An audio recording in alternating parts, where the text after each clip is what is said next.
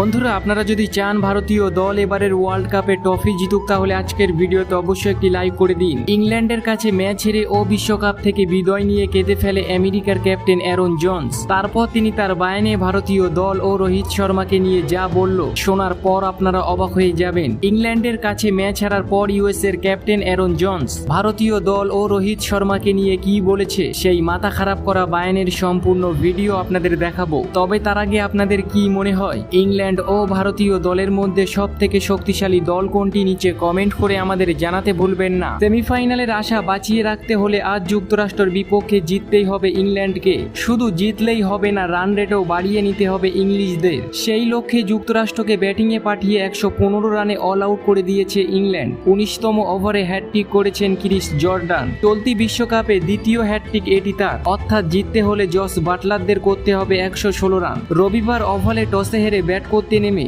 9 রানের মাথায় প্রথম উইকেট হারায় যুক্তরাষ্ট্র। রিসি টফলির বলে আউট হন অ্যান্দ্রিও গাউস, করেন 5 বলে 8 রান। এরপর 27 বলে 34 রানের ধীর গতির জুটি করেন নীতিশ কুমার রেড্ডি ও স্টিভেন টেলর। স্যাম কারানের বলে মঈন আলীর হাতে 13 বলে 12 রান করে আউট হন টেলর। আদিল রশিদের বলে বোল্ড হওয়ার আগে অধিনায়ক অ্যারন জন্স 16 বলে 10 রান করেন। ব্যাট করতে এসে পিচে সেট হওয়া ব্যাটার নিতেশকেও 30 রানে বোল্ড করেন রশিদ। কোরি অ্যান্ডারসন করেন 28 বলে 29 রান। হ্যারি ব্রুকের হাতে ক্যাচ হয়ে ক্রিস জর্ডানের প্রথম শিকার হন তিনি। হারমিত সিং করেন 17 বলে 21 রান। 19তম ওভারে হ্যাটট্রিক করেন জর্ডান। শেষের দিকে 3 ব্যাটার আউট হন 0 রানে, আর একজন অপরাজিত থাকলেও রানের খাতা খুলতে পারেনি। ফলে 15 রানে অল আউট হয়ে যায় যুক্তরাষ্ট্র।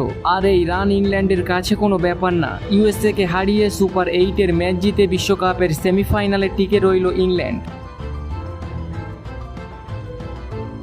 আমেরিকার ক্যাপ্টেন অ্যারন জন্স তিনি তার বায়ানে বলেছেন, এবারের বিশ্বকাপে আমরা সর্বপ্রথম সুযোগ পেয়েছিলাম, আর এই বিশ্বকাপটা আমাদের দেশের মাটিতে হচ্ছে। এটা আমাদের দলের কাছে বড় প্লাস পয়েন্ট ছিল।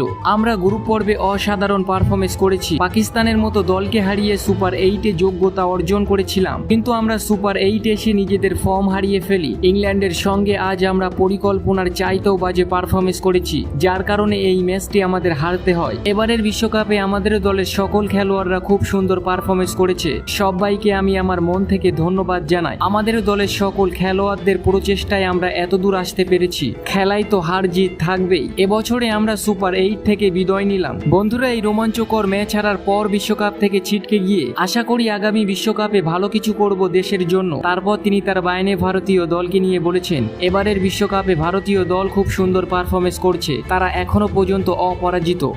আমি চাই ভারতীয় দল এমনভাবে পারফরমেন্স করে এবারের বিশ্বকাপে ট্রফি জিতুক। তো বন্ধুরা, আপনাদের কেমন লাগলো আমেরিকার ক্যাপ্টেন অ্যারন জন্সের বায়ান, নিচে কমেন্ট করে আমাদের জানাতে ভুলবেন না।